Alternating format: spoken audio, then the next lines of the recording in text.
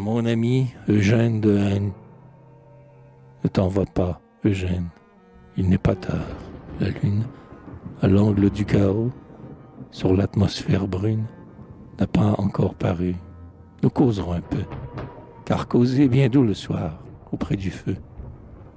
Lorsque tout est tranquille et qu'on entend à peine, entre les arbres nus glisser la froide haleine de la brise nocturne et la chauve-souris, en tournoyant dans l'air poussé de faibles cris.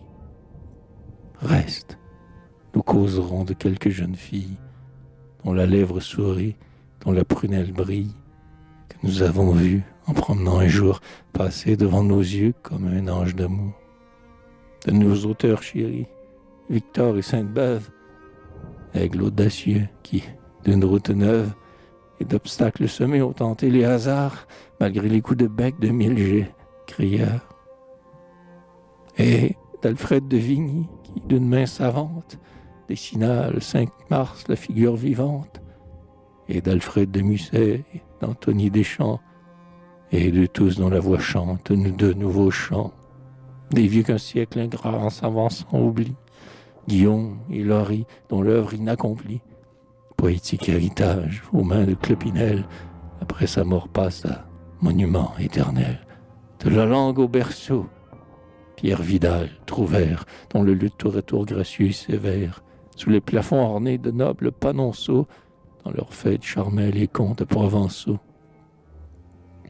Pérols, aventurier, qui rime en Palestine, quelque amoureux son qu'à sa belle il dessine, le bon Alain Chartier, Rutebeuf le conteur, Sire Gaz Brûlé, Habert le traducteur, Maître Clément Marot, Madame Marguerite, ces jolis 10 ans, la muse favorite. Villon et Rabelais, cet Homère moqueur, dont le sarcasme aigu comme un poignard au cœur de chaque vis plonge, et des foudres du pape n'ayant cure, latin sous la pourpre ou la chape. Car nous aimons tous deux les tours hardis et forts. Mais naïf cependant et placé sans effort, l'originalité, la puissance comique qu'on trouve en ces bouquins à couverture antique, dont la marge a jauni sous les doigts studieux de 20 commentateurs, nos patients aïeux. Quand nous aurons assez causé littérature, nous changeons de texte et parlerons peinture. Je te dirai comme Henri Hoult, mon maître, fait un tableau qui, je crois, sera d'un grand effet. C'est un ogre lascif qui, dans ses bras infâmes, à son repère affreux porte cette jeune femme.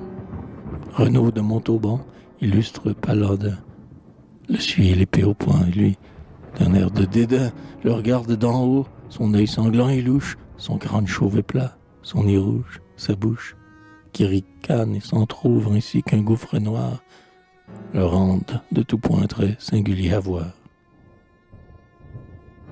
Surprises dans le bain, les 7 femmes sont nues, leurs contours veloutés, leur forme ingénue, et leur coloris frais comme un rêve au printemps, leurs cheveux en désordre, sur leur cou flottant, la terreur qui se peint dans leurs yeux pleins de larmes, me paraissent vraiment admirables.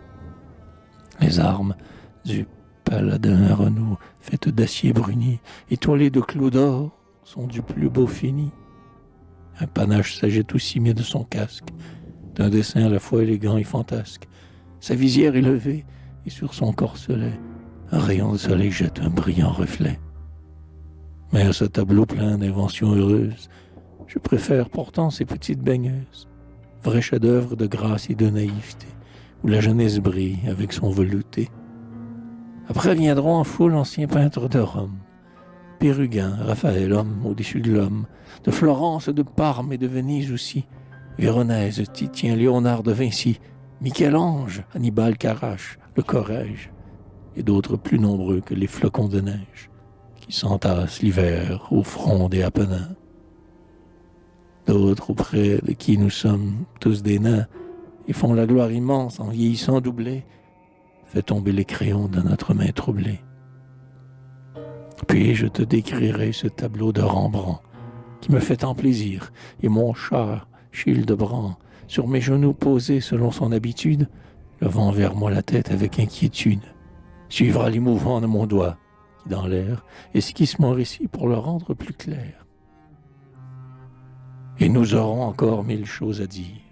Lorsque tout sera dit, projet riant, délire, de jeunesse, que sais-je, et souvenirs d'hier, le présent, l'avenir, mes chants dont je suis fier, comme des plus beaux chants, et ces vagues ébauches de poèmes à faire, incomplètes et gauches, où le regard a mis un instant arrêté, cherche à pressentir de futures beautés.